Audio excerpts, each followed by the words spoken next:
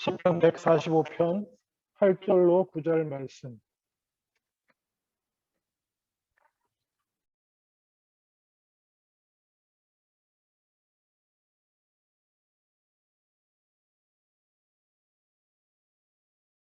원래 좀 제 성품 조사 뭐 이런 거 하면은 MBTI 말고 뭐 다른 걸로 또 조사를 하면 우울질로 나와요, 사람이. 기본적으로 우울이 바닥에 깔려 있는 사람인데 그냥 막 깊은 바닥이 어디냐 그러고 막 내려가고 정말 견디기 힘들었습니다. 여러분은 어떠신가요? 자, 여기 우리 제 또래 서봉근 집사님 어떻게 지내고 계세요? 저랑 한 살 차이밖에 안 나시는 서 집사님, 갱년기 잘 지내시고 계십니까? 박 집사님도 계시네. 죄송합니다. 또 뭐 여러 분 언급하지 않지만 그게 너무 힘들었습니다. 거기다가 제가 여러분을 앞에 두고 목회하면서 교회 제목조차도 기쁨의 교회잖아요. 그리고 목사마다 목회 철학이 있는데 나름 하나님 앞에 제 목회 철학으로 잡고 달려오는 것이 또 뭡니까? 기쁨이 제일 중요하다.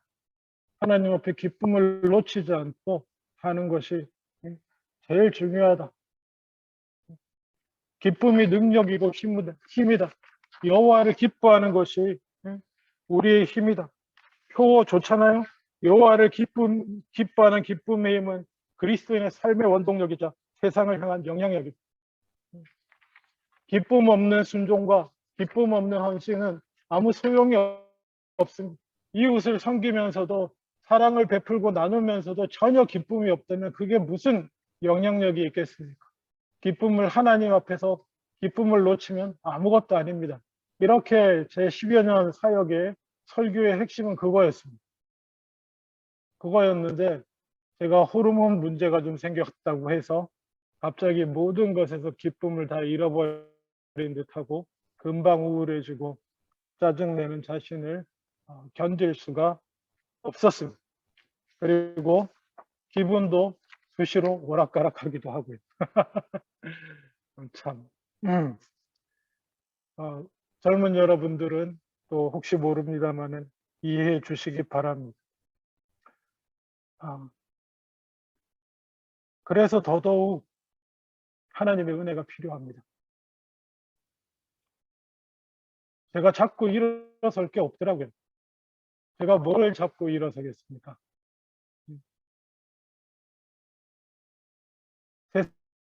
세상에 의지할 것도 아무것도 없다고 그렇게 설교해 온 제가 뭘 잡고 올라서고 일어서겠습니까? 하나님밖에 없고요. 하나님 은혜밖에 없었습니다.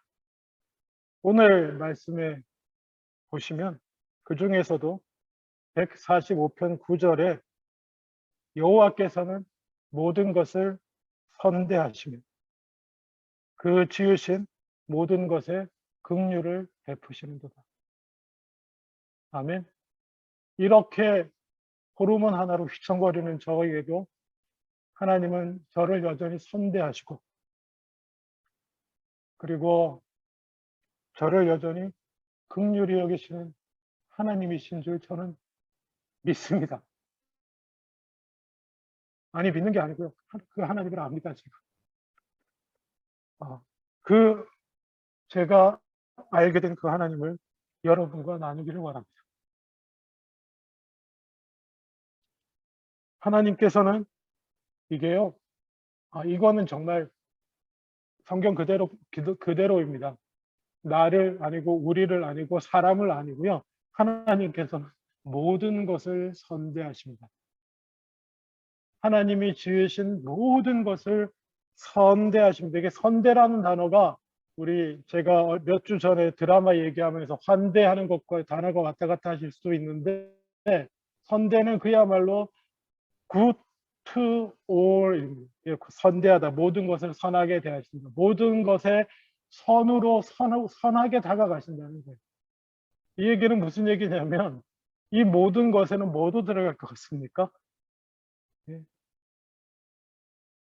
아주 태초로부터 하나님을 배신하고 떠난 사탄도 포함됩니다. 하나님은 to all, 모든 것에 선대하십니다. 선하게 대하시는데 거기에 여러분이 빠질 것 같습니까? 저도 안 빠집니다. 여러분 한 분 한 분을 하나님께서는 선하게 대하시는 하나님이심을 기억하시기를 원합니다. 그리고 또 이 얘기는 무슨 얘기냐면 그냥 한마디로 하나님은 그분 자체, 본질 자체가 선하신 분이라는 거예요. 그래서 그 모든 존재에 대해서 하나님은 선하게 대하시는 것 말고는 하실 것이 없는 분이십니다. 아니, 심판하시는 건 뭔가요? 여러분, 선이라고 하는 것에 대해서 잘 생각하셔야 됩니다. 선. 선은 올바른 것입니다. 정의인 것이고. 정의를 세우는 것, 올바른 것을 세우는 것 또한 선입니다. 따라서 올바르지 못한 것은 선과 함께 할 수 없고요. 자연스럽게 마치 빛이 비치면 어둠이 거기에 함께 있을 수 없는 것처럼 심판은 마치 그렇게 되는 것입니다. 빛이 들어왔음에도 여전히 어두움 가운데 있기를 원하는 사람은 어둠을 향해서 그냥 떨어져 나가는 거예요.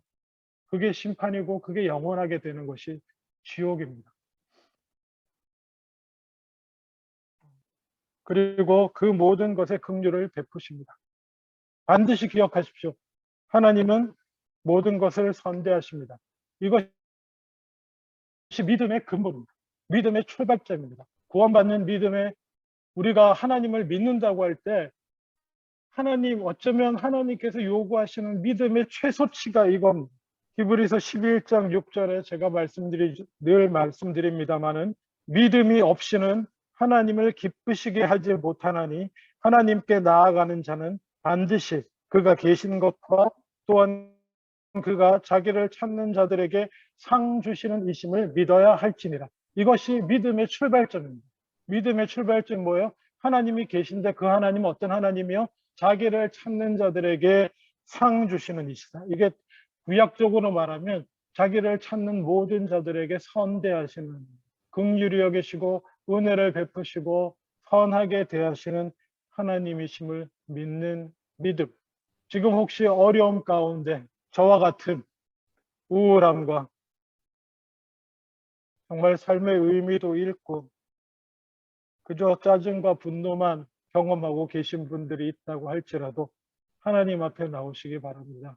다시 한번 그냥 가장 작은 믿음 그거 하나 붙들고 하나님이 계신다는데, 하나님은 모든 사람을 선하게 대하신다는데, 모든 사람을 이렇게 은혜를 베푸시고 상 주시는 하나님이시라는데 붙들고 돌아서시기 바랍니다. 나오시면 믿음, 거기는 믿음이에요. 목사가 이렇게 떠들고 성경이 이렇게 말하니까 거기는 믿음이에요. 믿음으로 여호와께서는 모든 것을 선대하신다. 믿음으로 나오면, 마음을 열고 나오면 알게 되실 줄로 믿습니다. 근데 말입니다. 예, 하나님이 선대하시는 하나님인 거 믿습니다. 상 주시는 하나님이신 줄 믿습니다. 그런데 말입니다. 우리가 하나님이 우리를 선대하신다고 하면, 선대하신다는 단어를 들을 때 하나님이 우리를 선하게 대하시는 게 우리 삶에는 어떤 형태로 나타난다고 생각이 되세요?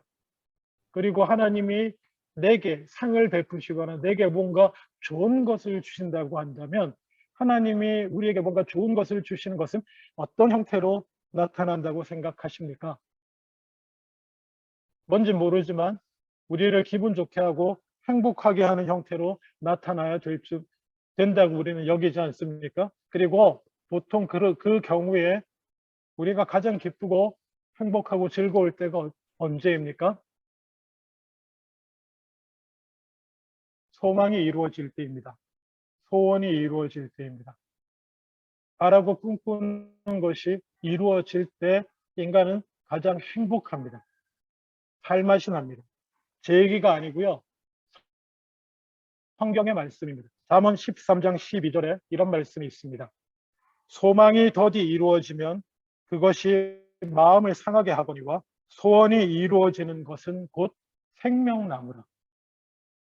여러분, 생명나무 어디서 들어보지 않으셨어요? 예, 바로 그겁니다. 에덴 동산에 있던 그거 생명나무입니다. 아담과 하와가 더 이상 따먹지 못하게 되면서 쫓겨난, 더 이상 손댈 수 없는 그 생명나무가 뭐가 생명나무라고 이제는요, 소원이 이루어지는 것이 생명나무랍니다. 제가 일일이 설명 안 하셔도 느낌이 오죠? 신학적으로 생명나무는 이런 의미를 갖습니다. 에덴 동산에서 하나님과 순종하며 살던 자들만이 그것을 따먹음으로써 생명을 얻고 영생을 누리게 하는, 여기서 생명이라고 하는 것은 단순히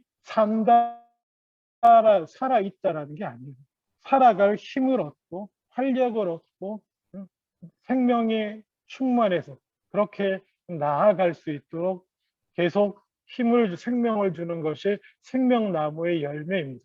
에덴 동산에서는 그것을 늘 가까이 하며 따먹고 누리며 살았었는데, 이제 타락해서 에덴 동산 여러 가지 의미로 설명할 수 있지만, 하나님과의 관계가 끊어져서 에덴 동산 밖으로 쫓겨난 우리들에게 있어서는 뭐가 생명나무가 된다고 말합니까? 소원이 이루어지는 것이 마치 에덴 동산에서 생명나무를 따먹은 것 같이 삶맛이 나고 힘이 나고 기쁨이 회복되는 것이 바로 소원이 이루어질 때입니다. 여러분, 자그마한 것이라도 내가 바랬던 것이 이루어질 때 갑자기 우울함이 사라지고 나를 휘어잡던 짜증도 사라집니다. 그런 거 경험해 보지 못하셨어요? 아마 그런 것들이 있었기 때문에 여러분이 지금까지 잘 이렇게 살아오셨을지도 모릅니다. 하나님의 은혜로. 근데 말입니다. 지금 여러분 소망이 이루어지지 않아서 그래서 마음이 무겁고 기쁨이 없어지고 우울하고 과연 이것이 될까 하여 또 불안하기도 할 수 있습니다. 왜냐하면 소원도 종류가 다양하잖아요. 소원도 하나님이 우리를 선대하심으로 우리의 소원을 이루어 주실 수도 있는 분이 하나님이신데, 소원이 다 소원이 아니라고 우리 알고 있지 않습니까? 그냥 쉽게 말하면 하나님 뜻에 합당한 소원이 있고 그렇지 못한 소원도 있는 것이고, 내가 정말 간절히 이루어지기를 원하는 소원은 이건데 혹시 하나님 뜻이 아닐 수도, 하나님이 아니라 그러면 어떡하나, 이런저런 불만과 걱정, 근심이 또 있을 수도 있습니다. 그리고 또 어떤 기억에는 이럴 수도 있습니다. 아니 나는 교회 가면 맨날 하나님은 선하시다 그러고 하나님은 자기를 찾는 자들에게 상 주신다고 하고 우리를 선대하시는 하나님이라고 했는데, 나는 별로, 내 교회 오래 다녔는데 나는 하나님이 그런 하나님인지 잘 모르겠어. 나는 잘 모르겠습니다. 나는 교회 다니면서 하나님으로 인해 기쁘다는 것이 무슨 뜻인지 모르겠습니다. 기쁨의 교회라고 하는데 도대체 그냥 세상적으로 즐기고 누리는 기쁨 말고 하나님으로 인해 기쁘고 즐겁다는 것이 뭔지 모르겠습니다. 하나님이 이루어 주시는 것이 도대체 무엇인지 모르겠습니다라고 생각하시는 분도 있을 수 있습니다. 이해합니다. 왜냐하면 우리가 지나온 시간 동안, 그리고 특별히 하나님을 알고 믿기로 하고 하나님을 믿으며 지나온 생활 동안에도 이루어진 소원들도 있고 이루어지지 못한 소원들도 오히려 더 많게 느껴질 수도 있기 때문에 그렇습니다. 여러분, 자녀 다 키워보셨죠?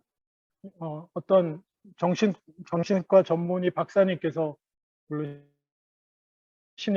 아동 심리학 자료를 가지고 얘기해 주신 건데요. 아이들한테 이렇게 질문을 했답니다. 아빠가 제일 좋을 때가 언제야? 엄마가 제일 좋을 때가 언제야? 이렇게 질문하고요. 그리고 또 다시 아이들에게 아빠가 제일 싫을 때가 언제야?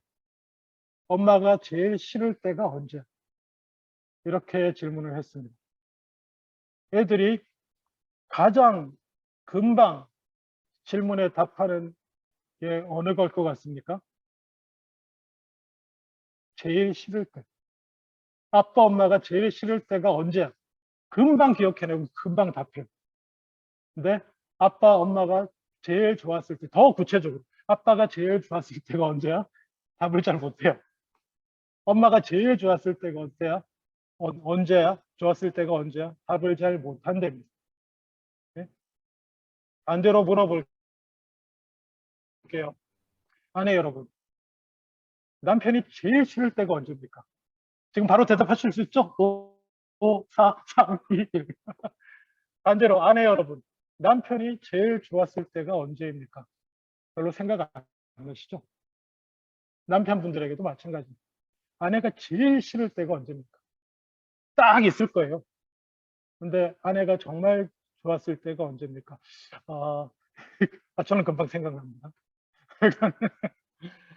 그럴 수 그게 말입니다. 사람들이 아픈 기억이 오래 남기 때문입니다. 아픈 기억이요.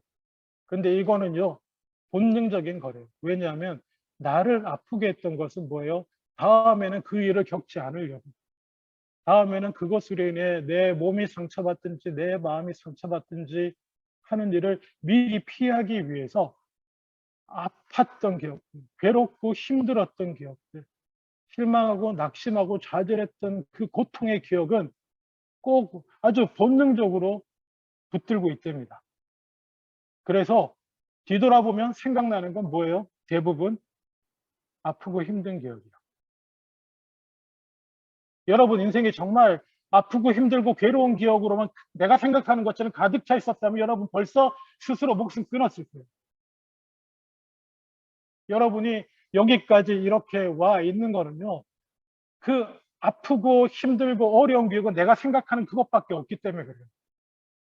나머지는 뭐예요? 다 하나님이 우리를 선대하셔서 하나님이 은혜를 베푸시고 죽을 걸 또 살려주시고 좋은 길로 인도해 주셔서 여기까지 와 있는 줄로 믿습니다. 우리 애들 보세요. 애들 아빠가 제일 싫을 때, 엄마가 제일 싫을 때 그렇게 명확하게 기억하고 있지만 객관적으로 걔들을 위해서 부모 입장에서 이런 얘기하기 좀 그렇습니다만은 좋은 일을, 선한 일을 우리가 얼마나 많이 했습니까? 근데도 야, 아빠가, 엄마가 좀 몸 많이 피곤하고 지쳐가지고 한번 소리 지른 것 같고, 뭐 아니면 네가 워낙 말썽 부려가지고 한번 매든 거 가지고 네가 평생 그거를 마음에 갖고 있으면서 아빠, 엄마 하면 생각나는 건 힘들고 아픈 기억밖에 없다고 하면 마음이 아프죠. 하나님은 우리를 선대해 주신 줄로 믿습니다. 우리의 기억이 하나님도 어쩔 수 없이 우리로 하여금 겪게 할 수밖에 없었던 고난, 그리고 하나님도 그 뜻 가운데 우리를 위하여 꺾을 수밖에 없었던 우리의 소망, 야망, 그런 것만 기억하지 마시기를 바랍니다. 하나님은 우리를 선대해 오셨기 때문에 우리가 지금 이 자리에 이러고 있습니다. 그리고 여전히 구원의 길을 가면서 하나님을 찬양하고 예배하고 있는 줄 믿으시기 바랍니다. 앞으로도 그러실 것입니다. 근데 참 재밌는 거는요, 하나님이 우리를 선대하시는 결과물, 우리가 기대하는 것이 소원을 이루는 거잖아요. 근데 제가 말씀드렸죠. 하나님 안에서 우리가 소원을 이루는 방법, 비결. 또 제가 안 좋아하는 비결 나왔습니다. 복 받는 비결. 소원 이루는 비결 뭐라고 그랬습니까? 시편 37편 4절에. 이거 그냥 외우세요. 또 여호와를 기뻐하라. 그가 내 마음의 소원을 내게 이루어 주시리로다. 아멘. 소원을 이루는 비결이 뭐라고요? 하나님을 기뻐하는 것입니다. 하나님을 기뻐하는 건 사실 너무 쉬워요. 여러분, 나를 정말 사랑하는 아버지, 어머니를 내가 기뻐하는 게 어렵습니까? 쉽습니까? 내가 내 인생을 돌아봤을 때 몇 가지 막 나를 좀 심하게 야단치시고 아프게 했고 막 험한 말 하셨던 몇 개 빼고는 늘 나를 사랑하셨고 나를 위해서 수고하시고 희생, 이 자리에 서게 될 때까지 수고하고 헌신해 주신 어머니와 아버지를 기뻐하는 게 어렵습니까? 어렵다면 진짜 많이 비뚤어집니다. 진짜 많이 꼬여서 정말 회개해야 되는 상황이 있는 겁니다. 그렇지 않다면 쉬운 일입니다. 너무 쉽잖아요. 우리를 선대하시는 하나님을 기뻐하기만 하면 그게 소원을 이루는 길이래. 하나님이 우리를 선대해 주시는 하나님이라는 사실을 우리가 삶 가운데 경험할 수 있는 길이 그 선대하시는 하나님에 반응해서 우리도 하나님을 기뻐하는 거예요. 그래서 심지어 이런 말씀도 성경에 있습니다. 스바냐 3장 17절에 보면 너의 하나님 여호와가 너의 가운데 계시니 그는 구원을 베푸실 전능자시라. 그가 너로 인하여 기쁨을 이기지 못하시며 너를 잠잠히 사랑하시며 너로 인하여 즐거이 부르며 기뻐하시리라. 아멘. 하나님이 우리를 선대하시는 정도가 아니라 그냥 겉으로만 잘해주시는 정도가 아니라 그 속에서부터 우리의 존재 자체를 하나님은 기뻐하신다는 겁니다. 즐거이 부른다는 말은 샤우팅이에요. 기쁨으로 소리를 지른다. 기뻐서 소리 질러 보신 적 있습니까? 아마 자녀들 키워보신 분들은 몇 번 있으실 거예요. 자녀로 인해서 기뻐, 응? 소리 질러 보신 기억이 있으시잖아요? 첫 걸음마 할 때, 처음 엄마라고 부를 때, 아빠라고 부를 때, 기뻐서 소리 지르지 않으셨어요? 하나님이 즐거이 부르며 기뻐하신다. 그런 뜻이에요. 샤우팅을 하신대요. 우리를 보고 기뻐하시고, 잠잠히 사랑하시고,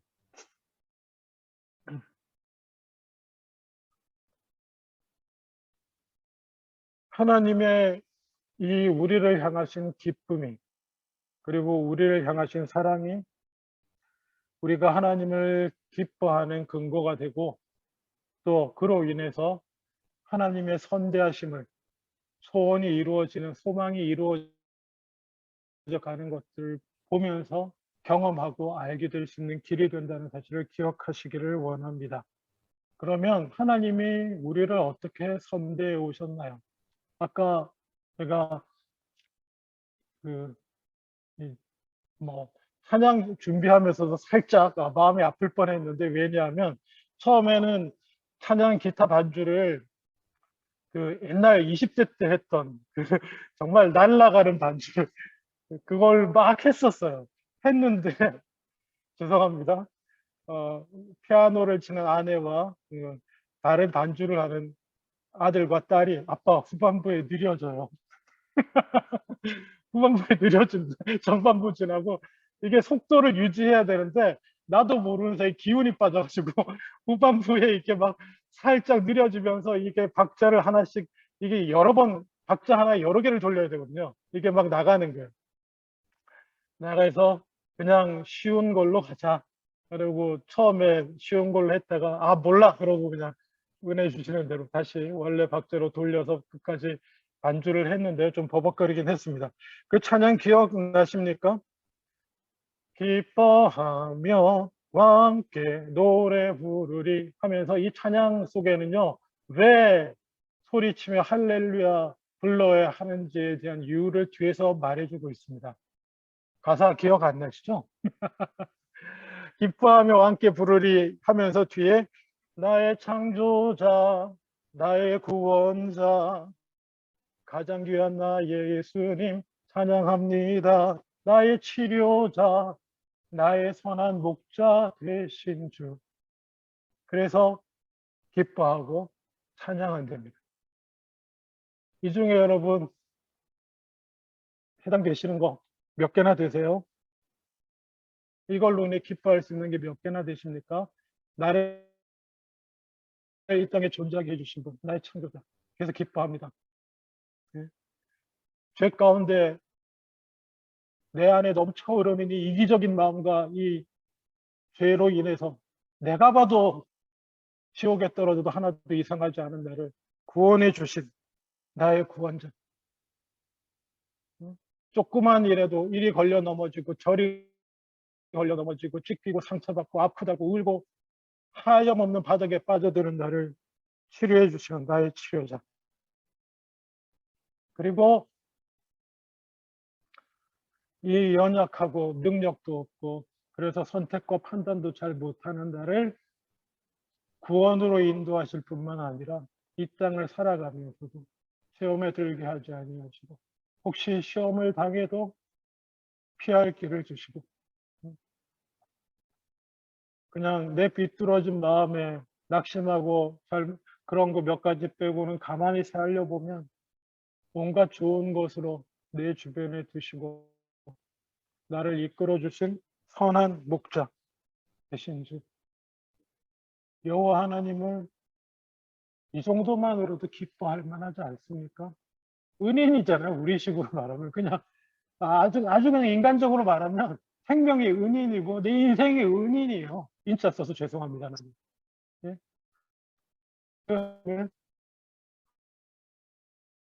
기뻐하시는 어찌하든지 기뻐하며 살아가는 저와 여러분 다 되실 수 있기를 주님의 이름으로 축원합니다. 기도하겠습니다.